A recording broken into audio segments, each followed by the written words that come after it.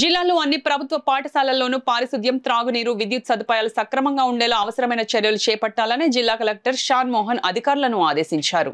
మంగళవారం కలెక్టరేట్లో జిల్లా కలెక్టర్ షాన్ మోహన్ పాఠశాల విద్యాశాఖ, జిల్లా పరిషత్, డ్వామా, పంచాయతీ, పాడా శాఖల అధికారులతో కలిసి పాఠశాలల్లో పారిశుద్ధ్య కార్యక్రమాల నిర్వహణ, త్రాగునీరు, కాంపౌండ్ వాల్ నిర్మాణం, న్యూట్రిన్ గార్డెన్లు పెంపకం, ఫెన్సింగ్ ఏర్పాటు, క్రీడా మైదానాల నిర్వహణ, యోగాంధ్ర తదితర అంశాలపై అన్ని మండలాల ఎంపీడీఓలు, మున్సిపల్ కమిషనర్లతో వీడియో కాన్ఫరెన్స్ ద్వారా జిల్లా కలెక్టర్ మాట్లాడారు. ఈ సందర్భంగా జిల్లా కలెక్టర్ షాన్ మోహన్ మాట్లాడుతూ పాఠశాలలు పునఃప్రారంభమైన నేపథ్యంలో జిల్లాలోని అన్ని ప్రభుత్వ పాఠశాలల్లో పారిశుద్ధ్య కార్యక్రమాలు చేపట్టాలన్నారు. అన్ని తరగతి గదుల్లో విద్యుత్ సదుపాయం అందుబాటులో ఉండేలా అధికారులు చర్యలు చేపట్టాలన్నారు. పాఠశాలలో త్రాగునీరుకు ఉపయోగించే ట్యాంకులను శుభ్రం చేయించి సురక్షితమైన త్రాగునీరు అందించాలని ఆయన తెలిపారు. మరుగుదొడ్లలో సక్రమంగా నీరు అందుబాటులో ఉండేలా తగు చర్యలు చేపట్టాలని ఆదేశించారు.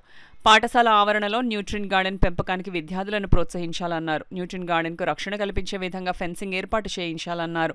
అన్ని చోట్ల కాంపౌండ్ వాల్ ఉండేలా చూడాలన్నారు. ఆయా పాఠశాలల్లో అదనపు తరగతి గదులు నిర్మాణ పనులు, మరమ్మతుల నిమిత్తం పాఠశాల గదుల్లో వేసిన మెటీరియల్స్ ను వెంటనే తొలగించి శుభ్రం చేయించాలని, పాఠశాల క్రీడా మైదానాలను విద్యార్థులు వినియోగించుకునేందుకు అనువుగా శుభ్రం చేయించాలని జిల్లా కలెక్టర్ అధికారులకు స్పష్టం చేశారు.